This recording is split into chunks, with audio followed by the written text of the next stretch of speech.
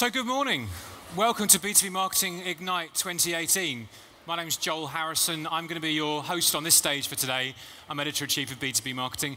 It's fantastic to see so many of you here today. This is the biggest event we've ever put on, and we're delighted we've grown it so substantially this year. About 1,200 people we're expecting today, and as well as being the biggest event, probably most importantly, it's going to be the best event. We've scoured the world of B2B marketing to find an amazing set of speakers and panelists and some fantastic sessions today, and I'm really sure that you're going to leave today being inspired, engaged, enthused, all those things to help you go and take your B2B marketing to the next level when you go back to the office. So thank you very much for coming. I also feel strangely unpatriotic as an Englishman standing on a stage in the middle of summer by saying, thank God the temperature went down by 5 degrees yesterday. Isn't it a relief?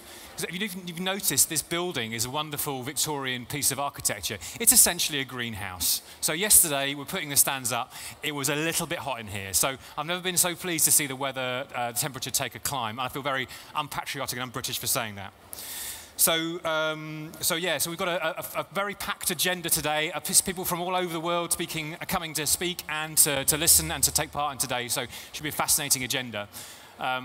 This is the kind of the floor plan of the venue. If you've not been here before, I know a lot of you who are here today have been to previous Ignite events, but if you're not familiar with the venue, just worth pointing out how it actually works. So where we are right now is the transformation stage, and there'll be sessions going on here all day, but there'll also obviously be lots of other sessions happening at the same time, except for the morning keynote and the very afternoon one.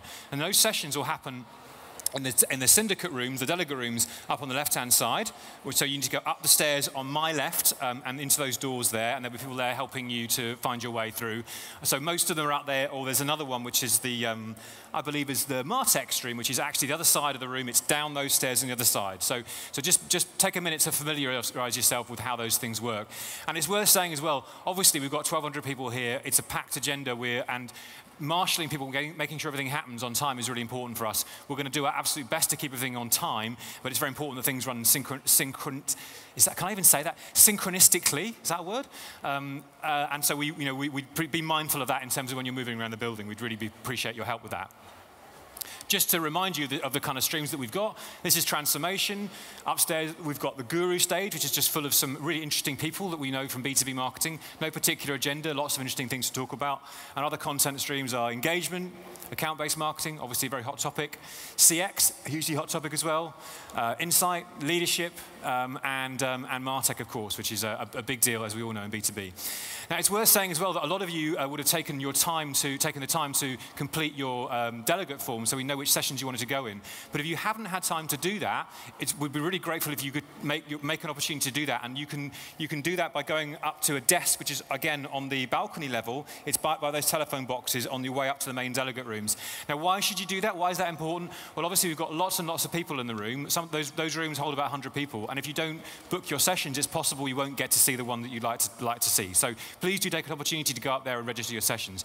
And by the way, if you're standing at the back there, please do come down to the front. There's lots of seats at the back on the left-hand side and the front side. We've got a fantastic morning keynote in a minute, Rory Sutherland, who is absolutely worth getting comfortable for because he's going to be an absolute highlight of the day. So please do take a seat. There's lots of seats down the front. Please do come on down. Don't be shy, as somebody once said.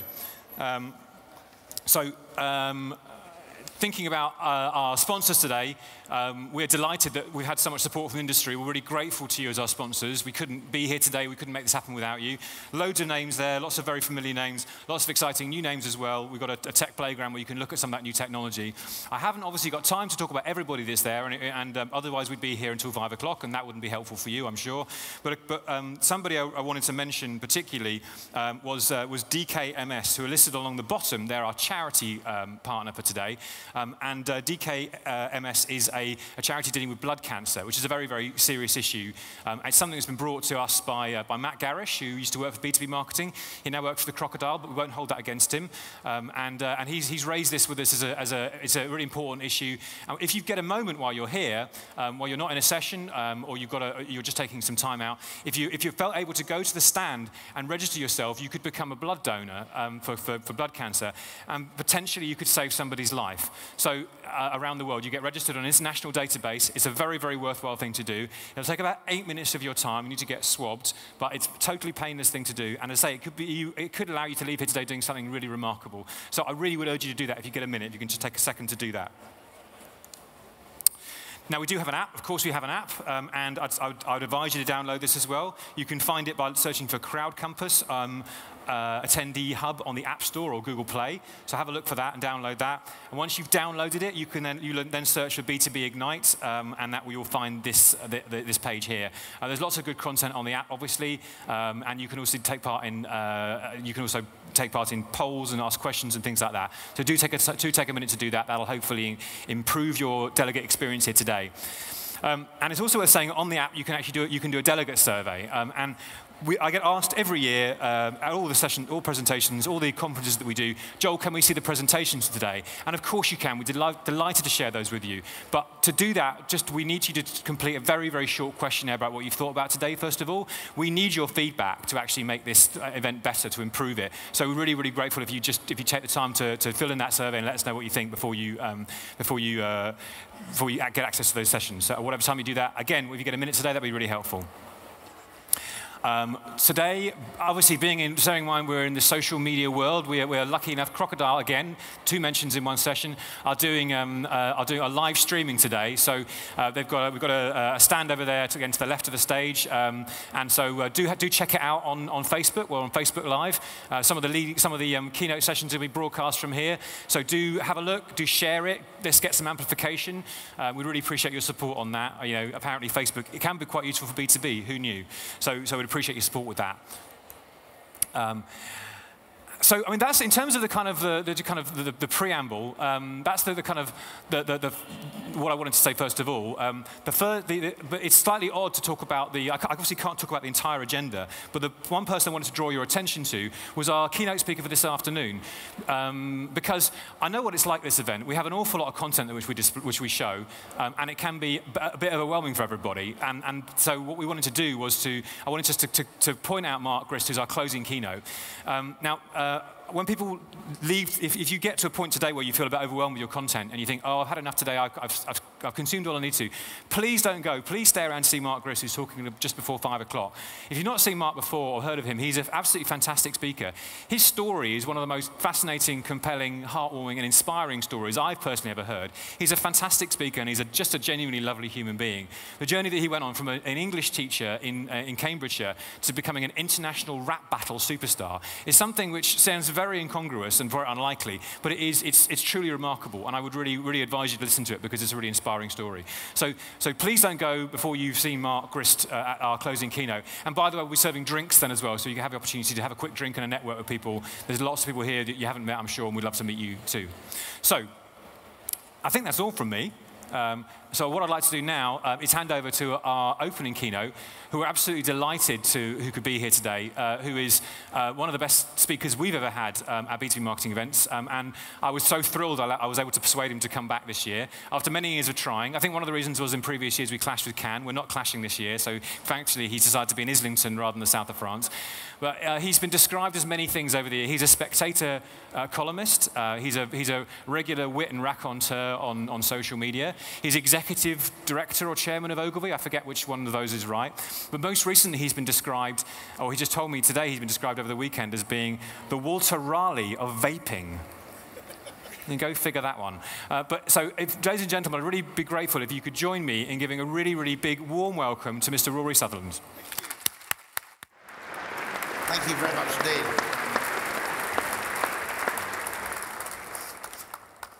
I've worked now at Ogilvy for practically 30 years, mostly as a copywriter, and I've done pretty much an equal mix of B2B and consumer marketing.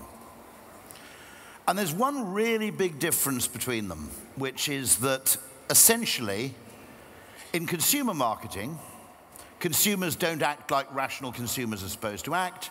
And in B2B marketing, business people don't act as rational business people are supposed to act.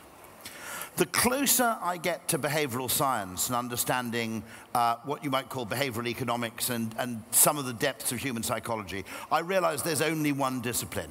There's essentially marketing.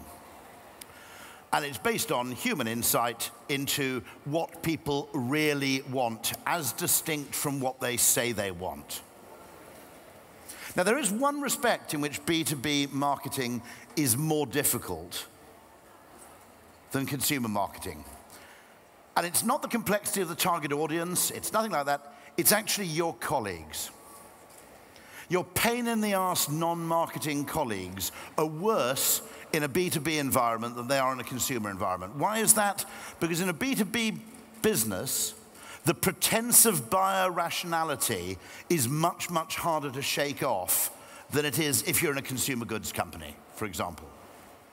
And so the extent to which your colleagues will behave and will never, ever be blamed for behaving as though all purchase decisions were completely driven by an economist's idea of rationality is even more powerful in your sector than anywhere else. And I've called this on innovation. Innovation isn't a spelling mistake. I genuinely believe it's a thing. And what it is, it's the obverse of the particular innovation coin, which is there are two ways of creating economic value. You can either work out what people want and find a really clever way to make it, or you can work out what you make and find a really clever way of making people want it. And there is no worthwhile economic distinction to be made between those forms of value creation. As I said, the difficult bit in B2B is that everybody pretends that everything is rational and every decision is objective.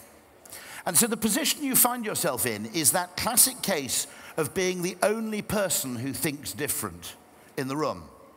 Now, a lot of comedy actually revolves around this. Turn on the searchlights now. If we can just play this with slightly louder volume once more. This is from the film Airplane. Expecting us to. Once more. Maybe we ought to turn on the searchlights now. No. It's just what they'll be expecting us to do. What you have, that is actually a more interesting clip. It's not only funny, it's actually very, very revealing. What you have to be a good marketer is to have an absolutely overriding fear of the obvious. What nearly everybody else in your business has is an overriding love of the obvious. Because you never get fired for being obvious. It's much, much easier to be fired for being irrational than it is for being unimaginative. The problem I have is that in 30 years of experience, practically every time I get to test something that doesn't make conventional sense, it works. And an explanation for this, by the way, is actually found in evolutionary psychology. That the human brain evolved a sense of reason not to make decisions. We didn't evolve the whole prefrontal cortex mechanism and our capacity for reasoning and rationalization to make decisions. We evolved it as a social species to defend our decisions and to argue our case. So the brain we have isn't the brain of Stephen Hawking, it's the brain of George Carman. We've evolved the sense of reason of a lawyer, of a defense lawyer, not the sense of reason of a scientist. And it's a really, really important facet to understand. Hugo Mercier and Dan Sperber, two French psychologists, have written a book called The Enigma of Reason, which is precisely about this. I think it's one of the most important breakthroughs in psychology in the last 50 years. That actually, we assume we have this power of reason. We're not really a rational animal, we're a rationalizing animal. We decide things instinctively, and then we drag an off-the-shelf post-rationalized justification, and then we delude ourselves that that was the initial reason for our action. Genuinely, our behavior doesn't work like this. So the most important thing you can do is fight. What you have is, in that case, by the way, it's very interesting. If you think about it, military strategy is like marketing. You can't be obvious. Very interesting, very, very important point. There are large fields of human activity where being rational is fatal. Because if you're a rational military strategist, your enemy will be able to predict exactly what you're going to do, and they'll lie in wait, and they'll kill you. The whole point of military strategy, very similar to marketing, is the judicious and imaginative deployment of deliberate inefficiency. If you think about it, if you'd allowed the procurement department to plan the D-Day landings, they would have insisted that you made the journey between Dover and Calais to minimize fuel costs. The problem with that approach is that's exactly where everybody was expecting you to do it. If you actually pursue logic in marketing, of course, you often end up in the same place as all your logical competitors, which is an overcrowded space. So the vital thing you have to do in a marketing culture is create permission for people, at the very least, to test counterintuitive things. If the only things you test are the things that are logical, you'll find quite interesting things. If you test illogical things, sometimes you'll fail, but sometimes you'll practice a kind of alchemy.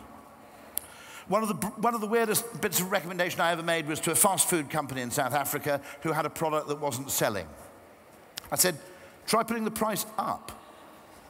Now, economists get really, really angry when I tell this story because they claim it's impossible. Sales went up when the price went up.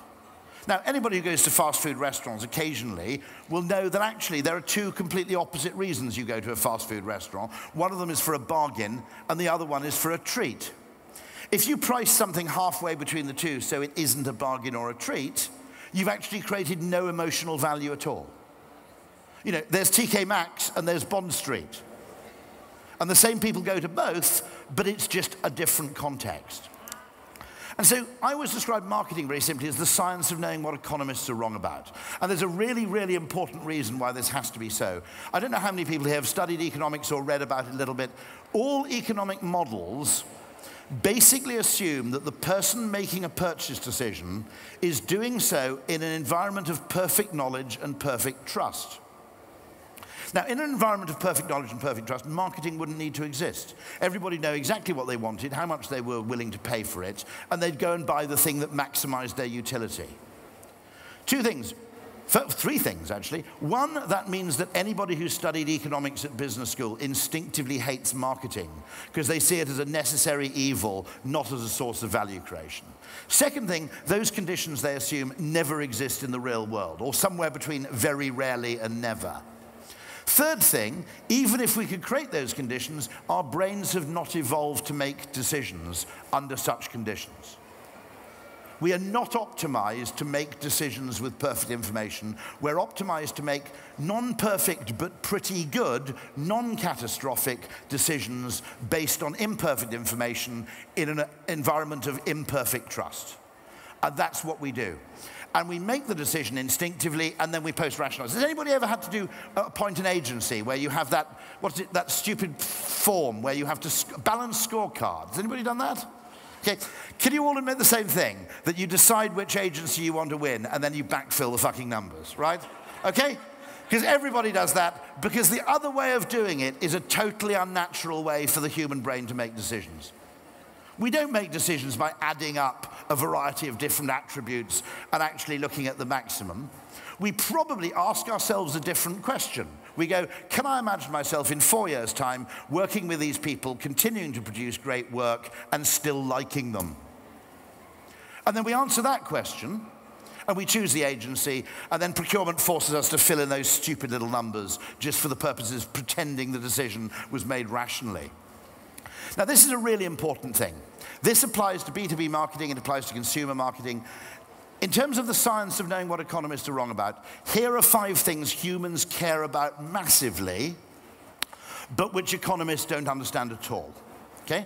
Status, now actually, interestingly, that's probably even bigger in much B2B marketing, questions of status, than in B2C. Certainty. No one ever got fired for buying IBM is probably the greatest B2B end line ever written. So certainty is something we really care about. Low variance. In other words, I'm not sure this is the best decision, but it's the decision that's least likely to be terrible. I argue, interestingly, that I think most brands appeal, actually, to our love of certainty. We actually pay a premium for brands not because we necessarily think they're better, but because they're less likely to be bad. In the same way that McDonald's is the most successful restaurant in the world, not because it's brilliant, but because it's really, really good at not being crap. Okay? Say what you like about the Golden Arches, you're never significantly disappointed, you're never ripped off, and you never get the shits. Okay? Something you can't say about any Michelin-starred restaurant, to be absolutely honest. Okay? Autonomy, this partly explains Brexit. which is why economists are particularly baffled by a Brexit vote. But we like optionality. We don't like getting tied in. The mobile phone market discovered this when it finally had to introduce pay-as-you-go. Okay, relatedness, we make a distinction between dealing with the same person 3 times and dealing with 3 different people once. As human beings, we naturally seek connectedness and reciprocation and social capital. Something that, by the way, procurement is in danger of actually destroying. By actually setting a time limit to a business relationship, you destroy the incentive for the supplier to invest in the relationship. The main reason, I would argue that a good agency adds more value to its clients doing things it hasn't been asked or paid to do than by doing things it has been asked to do. The reason you do those things is it's an investment in the longevity of the relationship. If procurement come in and say every 2.5 years you have to effectively repitch for the business, your past record doesn't count, and we're going to make the decision on price, the incentive to make those discretionary efforts goes away. Or put it very bluntly, there's no point in doing a favor for an amnesiac, okay? Because they'll never pay you back. And so that procurement, which is a behavior very heavily influenced by classical economics, not by actually a knowledge of human relationships or anthropology, often destroys more social capital invisibly than it actually saves money. And then finally, fairness. Now, it isn't just humans who've evolved a great sense of fairness. In economics, by the way, we shouldn't care what the other guy gets. We should simply care about the exchange between what we pay and what we get. What the other guy pays and what the other guy gets should be absolutely irrelevant to us. How likely is it that as a social species we really evolved that way? Well, I think I can prove that it's pretty unlikely with the next film. So a final experiment that I want to mention to you is our fairness study. And so this became a very famous study, and there's now many more, because after we did this about 10 years ago, it became very well known. And we did that originally with capuchin monkeys, and I'm going to show you the first experiment that we did. It has now been done with dogs, and with birds, and with chimpanzees. But with Sarah Brosnan, we started out with capuchin monkeys. So what we did is we put 2 capuchin monkeys side by side. Again, these animals, they live in a group. They know each other. We take them out of the group, put them in a test chamber. And there's a very simple task that they need to do. And if you give both of them cucumber for the task, the 2 monkeys side by side, they're perfectly willing to do this 25 times in a row. So cucumber, even though it's really only water in my opinion, but cucumber is perfectly fine for them. Now, if you give the partner grapes, the food preferences of my capuchin monkeys correspond exactly with the prices in the supermarket. And so if you give them grapes, that's a far better food, then you create inequity between them. So that's the experiment we did. Recently, we videotaped it with new monkeys who had never done the task, thinking that maybe they would have a stronger reaction, and that turned out to be right. The one on the left is the monkey who gets cucumber. The one on the right is the one who gets grapes. The one who gets cucumber, note that the first piece of cucumber is perfectly fine. The first piece she eats. Then she sees the other one getting grape, and you will see what happens. So she gives a rock to us, that's the task. And we give her a piece of cucumber, and she eats it. The other one needs to give a rock to us. And that's what she does. And she gets a grape. And she eats it. The other one sees that. She gives a rock to us now, gets again cucumber.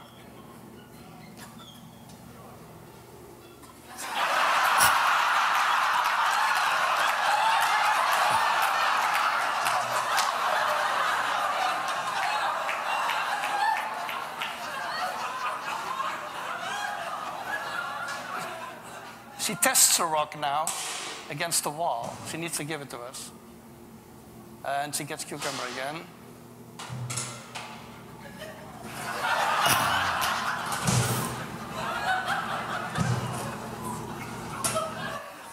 So this is basically the Wall Street protest that you see here. So these instincts are millions of years old, and there's no way that a bit of economic logic is going to make them go away.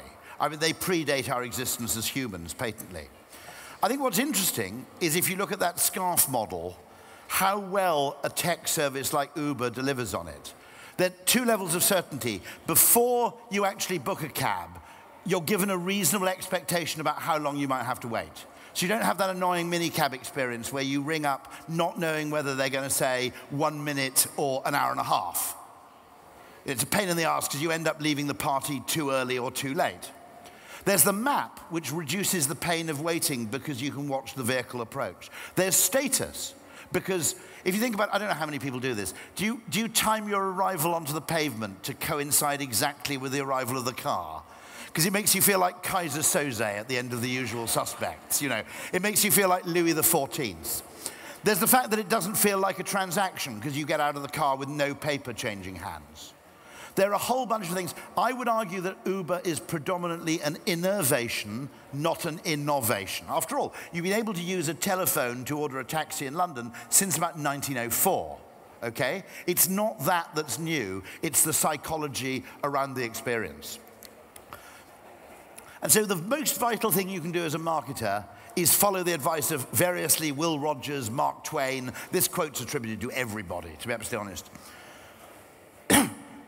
If you want to be creative, don't actually create anything first. Seriously, spend a day not creating a thing. Just ask one question. What does everybody assume that we might be wrong about? It's the removal of an assumption which is the greater source of creative ideas than the addition of something. Creativity is, to some extent, a subtractive process. What if this is wrong? And behavioral science gives you a huge license to ask, what if that's not true? You know, everybody in research might say, I don't do this because of X. And behavioral science and advances in psychology give you the license to say, that's why they think they don't do it, but maybe it's not the real reason. And the most interesting thing, in attempts to make economics a science, what they're looking for is physics. They're trying to create a science of human behavior that has rules which are independent of scale and context. So a billiard ball behaves in the same way in Vancouver as it does in Perth, as it does in London. And physics works because the laws are universal. The problem with human behavior is that depending on context, people will either do one thing or they might do completely the opposite. Gift giving. Now, imagine you had a friend at work and just before Christmas you bought them a present. That'd be really nice, wouldn't it? Yeah, generally, I think that'd be nice. If you bought that same friend, particularly if they're of the opposite sex, perhaps, a present every week, that wouldn't be nice, would it? That'd be fucking creepy, right? Okay? If you return a present, as far as an economist's concerned, the recipient has gained something. In fact, it's the biggest insult you can possibly pay someone. So the huge thing about human behavior is it's massively mediated by context and circumstance. And so I'll give you just a few examples to this. Depending on how you think of something, and this is innovation, it can be good or it can be shit. The same thing. You know that business when your plane lands at Gatwick or whatever, and you're expecting an air bridge to walk across into the airport, and then the engines spool down about a mile from the terminal. Everybody on the plane has the same thought. Oh shit, it's going to be a bus, right? And partly because we hate bus replacement services, the bus we just assume is total shite. And then one day, this EasyJet pilot says, I've got some good news, I've got some bad news and some good news. The bad news is we won't be able to get you an air bridge because there's a plane blocking our gate. But the good news is that the bus will take you all the way to passport control so you won't have far to walk with your bags. And I looked at my companion and said, hold on, that's always true, isn't it? They just never told us. I'm actually quite glad there's a bus now because I don't have to walk 2 miles through a bloody shopping centre just to get out of the airport.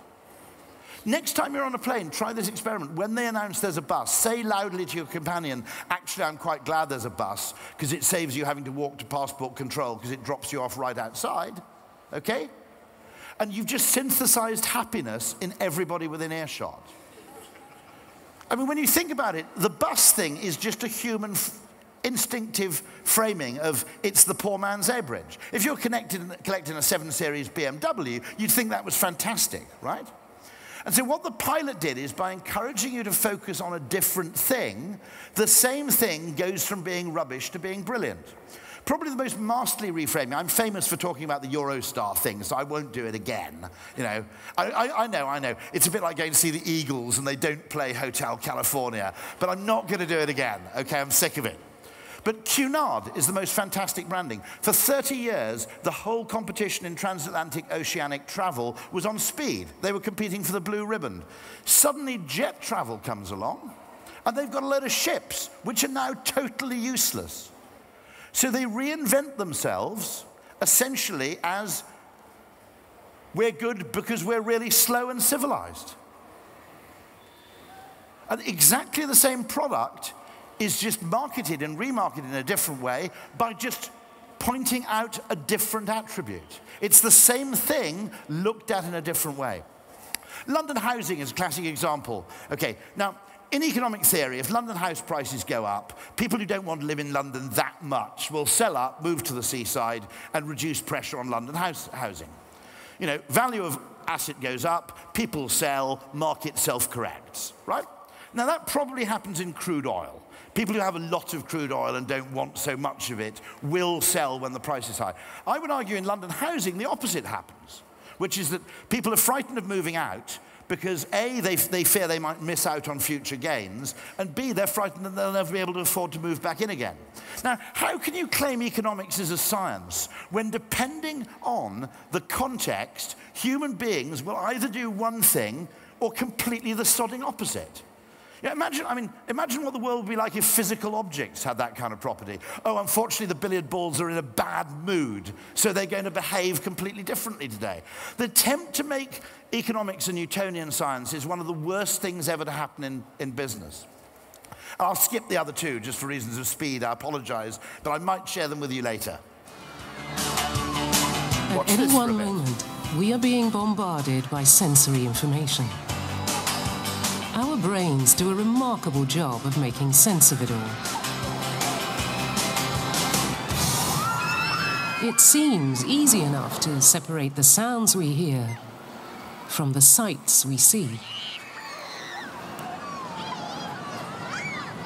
But there is one illusion that reveals this isn't always the case.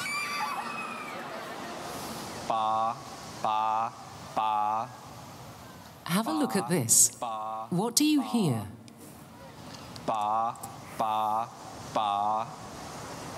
Ba, ba, ba. But look what happens when we change the picture. Ba, ba, ba. Ba, ba, ba. Ba. And yet, the sound hasn't changed. In every clip, you are only ever hearing ba with a B. Ba, ba, ba. It's an illusion known as the Mcgurk Effect. Ba. Take another look. Ba. Concentrate first on the right of the screen. Ba. Now to the left of the screen. Ba. The illusion occurs because what you are seeing clashes with what you are hearing. In the illusion, what we see overrides what we hear. So, we don't even perceive the world objectively. Why? Because evolution doesn't give a damn about accuracy, it cares about fitness.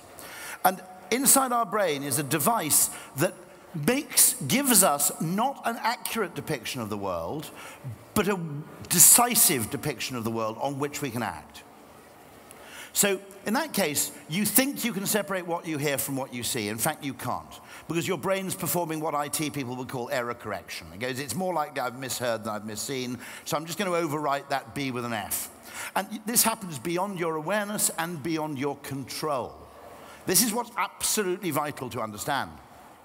By the way, wine tastes better if you pour it from a heavier bottle. Analgesics are more effective if you tell people they're expensive.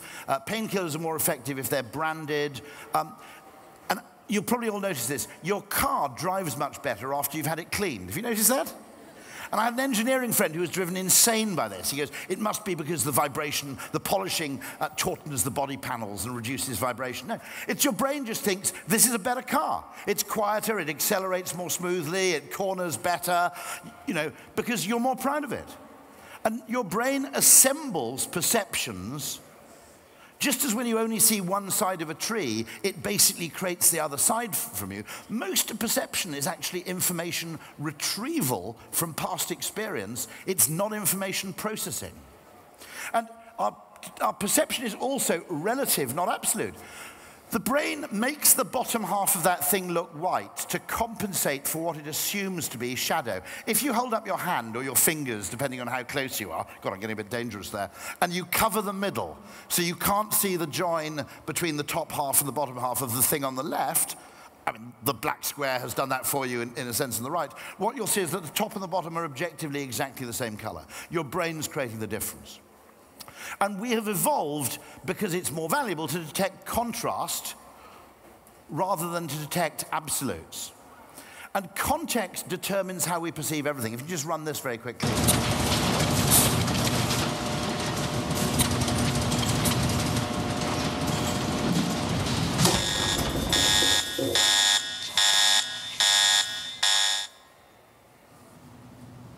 Shreddies are supposed to be square. Have any of these diamond shapes gone out?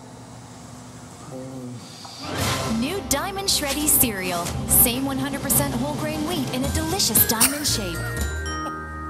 In research, people actually claimed they tasted different. You presented them as Diamond Shreddies, and they started talking about how they had a slightly different taste and sensation. What we detect is relative, not absolute. That even applies to price. A pound isn't a pound, isn't a pound. Economists assume that the amount of pain you suffer from spending a pound is independent of the conditions under which you spend it. This is, of course, is complete and utter rubbish, okay? Something that's expensive in one context can be cheap in another context. By the way, paying contactlessly reduces the perceived cost of things by about 15%, okay? Now, Rolls-Royce and Maserati stopped exhibiting their cars at car shows because a £300,000 car looks really expensive at a car show. They started exhibiting them at yacht shows and aircraft shows. Because if you've been looking at Learjets all afternoon, a £300,000 car is an impulse buy. It's like putting the chocolate next to the till. I'll have a couple of those while I'm here, okay? In the same way, this magnificent thing, if I go on to the next slide, whoop. If you had to buy that in a jar like Nescafe, a jar of Nespresso coffee for an equivalent dosage of caffeine would cost about 40 or 50 quid. And you look at it next to the Nescafe and go, that's totally insane. I can't pay that. But it doesn't come in a jar, and we don't know what an individual Nescafe costs. Okay, because we've never done the maths, have we? We've never worked out how many cups of coffee you get from a jar, unless you're in procurement, obviously. Okay? Where you probably put it in little bits of sort of foil wrap with the price marked on each one, right? Like a drug dealer. Now, the thing is about this is that it doesn't come in a jar. It comes in a pod. We don't know what a Nescafe costs, so when we put a 29p pod in our Nespresso machine, I got one myself, I love it like a child, our frame of reference isn't Nescafe, it's Starbucks. And we actually think to ourselves, well, it's 29p, it would cost me £2.20 at Starbucks. This machine's practically making me money. Okay? Now, that also applies, by the way, brilliantly in B2B. I don't know if anybody knows a company called Backhouse Jones, which is a legal firm in the Northwest which specializes in transport law. And they've done the most brilliant innovation. A guy called Ian Jones is both the solicitor and the kind of marketing director of the company. They price it as a subscription. People hate paying for lawyers, but they especially hate paying for them by the hour. You know, you're in a bad situation. Not only are you in this bad situation where you need a lawyer, but the bastard's screwing you for every hour. So they charge a subscription, and the subscription is 26p per vehicle per day. That's how they frame it. And when Ian Jones appears at conferences, at transport conferences, he leaves 29p on every single seat and says, you can have the first day for free. Okay? Now, that is a totally brilliant thing. Now, economists think that money is money, and that it actually is free of any perceptual influence. Nothing could be further from the truth. The other thing you've got to learn is that people don't necessarily do things because they want to do them. They may be doing them because the context teaches them to do them. So be very careful of looking at behavioral data and going, this reveals what people want to do. All right? I'm very, very worried about online choice architecture. I think that, for example, there are totally disastrous facets of online choosing. The fact that when you buy a house, you have to choose flat or house. Why? Okay? You know, maybe you'd rather have a brilliant flat than a shit house. But if you're forced to choose at the very beginning, and the algorithm doesn't show you any random wildcards, you can actually end up narrowing yourself into a corner far too soon. Just in order to make the choice manageable, you actually express preferences you don't really have. Now, this is an extraordinary case of nudging, which happens every single day all over the world. Restaurants want to sell you wine. Why? Because you can mark up wine like a bastard, okay? You can't charge 30 quid for a glass of Johnny Walker Red because people know what it costs in the shops. But you buy a case of Chateau d'Obscur 2014 for like €3 a bottle. You basically charge 19 quid for it and everybody goes, marvelous, hint of blackcurrant. I'm a skeptic here. My view is basically that wine loving is basically a way to disguise alcoholism as connoisseurship. I may be wrong, but you notice this. It basically makes alcoholism okay. You go out for lunch and have a bottle of wine, it's fine. If you went out and had tequila slammers, you get reported to HR, right? Okay, because it's sophisticated. So the restaurant wants you to drink wine, and what do? They put wine glasses already on the table when you come in. In fact, if you say you're not drinking wine, they take the glasses away in a bit of a huff, don't they? Okay? Secondly, they bring you... No, it's not called the drinks menu, is it? It's not called the drinks list. It's called the wine list. So you've been primed again. And then the choice architecture of the wine list is basically about 4 pages of a ludicrous range of different wines, including rosé, which some people claim is actually a drink, okay? And then there's this crappy back page, like under laminate, for the perverts and deviants who want to drink something that's actually been brewed by a competent scientific process, okay? Rather than having Frenchmen trampling on grapes for half an hour, okay? And then finally, there's the final bit of genius.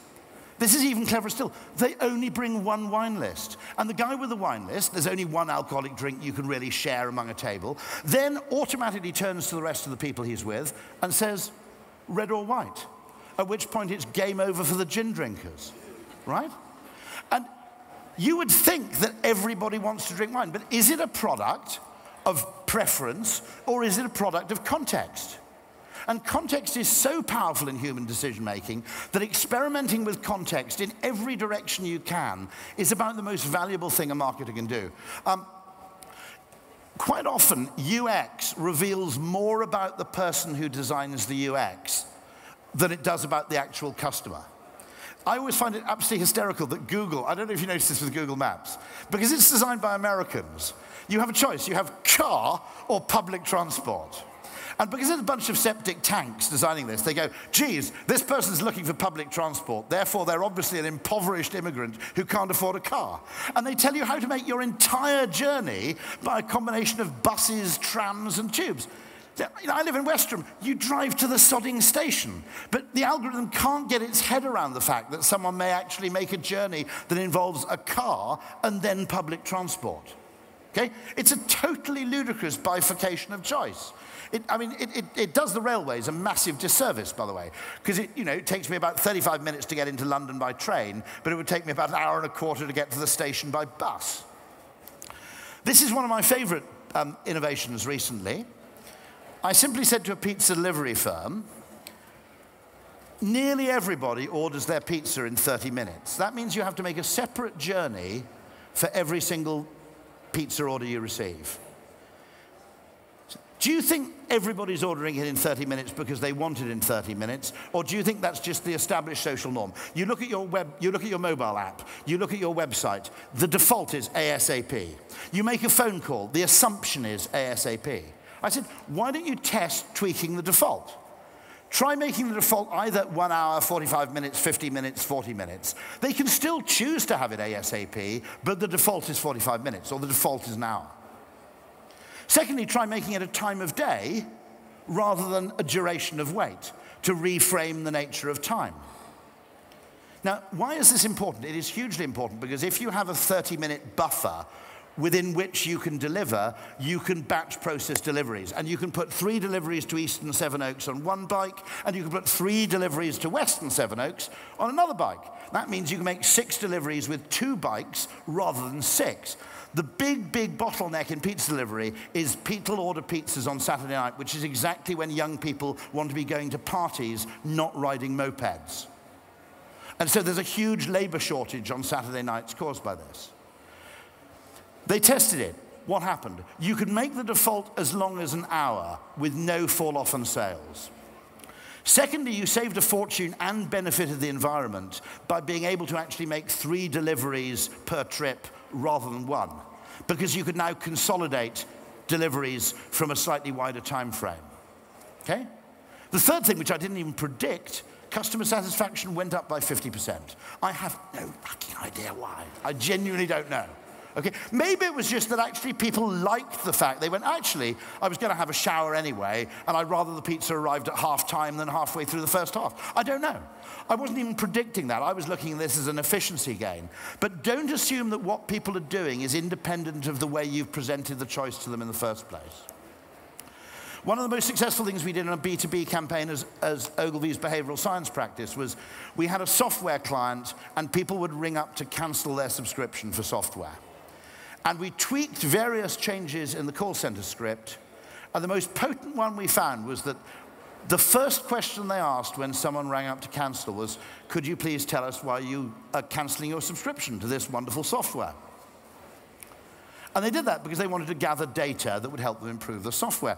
The only problem was it was starting a customer rescue call by getting the customer to reiterate a list of negatives about the product. We changed that bit of the call center script to, could you just remind us why you bought this product in the first place? 2 million quid a year in extra subscriptions from 1 sentence being changed, okay? Now, one thing, by the way, you can achieve butterfly effects like this. Tiny things can have huge effects. If you want a greater diversity in employment, hire people in groups. Don't hire people one at a time. The human brain does it automatically. When you hire a group of people, you look for complementarity and breadth. When you hire one person at a time, you instinctively look for conformity. A lot of what I think believed to be gender bias, ethnic bias, is nothing other than status quo bias.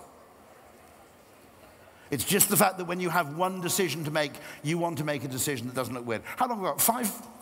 No, 2, okay. If there were a logical answer, we would already have found it, okay? You want to compete with Coke? You produce a drink that tastes nicer than Coke, costs less than Coke, and comes in a really big can, don't you? No one's going to get thrown out of the room for making that suggestion. What's the most successful attempt to compete with Coke in 150 years? It's this. Comes in a tiny can, costs a fortune, it tastes disgusting, okay? We've got to leave more room for testing things that don't make sense. Why doesn't video conferencing take off? Again, I think the reasons are entirely sociological. I think the way to make progress in video conferencing is as much through innovation as innovation. This is one device that interests me, the Meeting Owl. If anybody's a bit of a home-working nerd, Google Owl Labs and Meeting Owl, because by putting the camera in the middle of the table, it means you can host a video conference without all sitting as if you're on a bus and making the meeting feel weird, okay? And bear in mind, we've been sitting in circular groups for 1 million years, right? Something weird psychologically like that. The other great tip you can do if you video conference, get a separate webcam and put it at 15 degrees to your laptop. Why? Because seeing someone talk at a slightly weird angle isn't off-putting. With the webcam on the top of your laptop, they're nearly making eye contact, but not quite. If I spent the whole talk talking to your left shoulder, you'd be pretty weirded out by now, okay? Now, I think there are huge psychological potentials. There is one big distinction. I'll end this very, very quickly. We don't actually optimize. It's not like archery. When the human makes an instinctive decision, we assume imperfect information and a degree of variation. It's more like darts. Don't necessarily aim for the triple 20 because you might get a 1 or a 5. If you're not very good at darts, aim for the southwestern quadrant of the board. You might get triple 19, but if you fail, you might actually get 16 instead.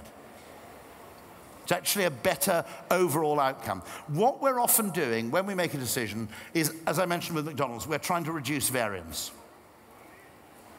Now, once you accept the fact that it's, which it is, by the way, perfectly rational to choose things not only on how good they are on average, but how low the variance is, lots and lots of things become rational that at first glance make no sense. Has anybody here bought their first car from a friend or relative, like an aunt, right? You hated it, right? It was beige, it was automatic, it wasn't the brand of car you wanted. But you were answering a different question, which was, who can I trust to sell me a car? The one thing you knew about the car your aunt sold you, assuming your aunt didn't hate you, was it wasn't going to be totally shite. Because if she knew it was totally shite, she'd be selling it at auction instead. Once you accept the fact that human decision-making is not just about optimization, it's about variance reduction. It's not just about hitting the 10, it's about, or hitting the triple 20, it's about avoiding the 1 and the 5. Lots and lots and lots of pieces of information that marketers can supply, which reduce perceived variance, can be hugely reassuring, even though to a rational economist or procurement person, they appear to make no sense whatsoever. Okay? So I'll end very quickly on this. The one difference, that's by the way why too few people historically always kick the ball straight down the middle. You stand a higher chance of scoring on average if you make a penalty kick straight down the middle. The reason no player wants to do it is you look much stupider if you fail. And the one thing we've got to watch in business, and I'll skip through this very quickly, is there's one big difference with B2B versus consumer marketing. In consumer marketing, people are trying to avoid regret. In B2B marketing, people are trying to avoid blame. What has happened is that people play it safe by making a whole series of small incremental improvements. Like, we've got, a small improvement in our programmatic with a 3% improvement over the past year, because you keep your job that way. The bigger creative gains are slightly riskier. So no one actually takes them. And so we got Kelly the dolphin, was a fantastically clever dolphin. They trained it to retrieve rubbish from the bottom of a pool. Okay? And every time she brought up a bit of rubbish, they gave her some fish. On about the 8th journey, she discovers a massive piece of rubbish. Does she take it to the trainer to get some fish? No. She hides it underneath a rock at the bottom of the pool, bites off one piece at a time, and turns it into 10 pieces of fish. And I think that digital marketing has turned to the same thing. It's become digital Taylorism, gradual incremental improvements, but we're spending far too much time as a result looking at the plumbing and far too little time looking for creative possibilities. They are both important and they're often interrelated, but the ratio of time you spend in each has to be proportionate. And at the moment, I would claim it isn't. We're too obsessed with the plumbing. And also, you've got to remember that companies like Google and Facebook, they can't claim a monopoly of good creative ideas, but they can claim a plumbing monopoly. So it's in their interest to pretend that the whole of marketing is about the area where they enjoy real monopoly power. They can't stop you having good ideas. They can't charge for them. Final point. This is a book, sorry, you're going nuts. There's only going to be one sentence. This is a book by an Italian economist who believes something which I've long instinctively believed, never had the balls to say. He believes that the limitation to economic growth for the last 70 or 80 years isn't production or capital or manufacturing or distribution or any of those supply side things. He thinks that what limits economic growth is the human capacity to adopt new forms of consumption. And that there's a speed at which we can actually change our behavior as a society, and it's the speed of adoption of changes in consumption that drives but also inhibits economic growth. Is it true? I don't know if it's true. Bear in mind that 80 years ago, you had to have electricity salesmen to persuade people that installing electricity was a good idea. All right? If he's right, and he might be right, and if he isn't right, he will be right in 50 years' time, the importance of marketing to the economy is much, much greater than even we have dared to believe. Thanks very much indeed. Thank you so much. That was brilliant.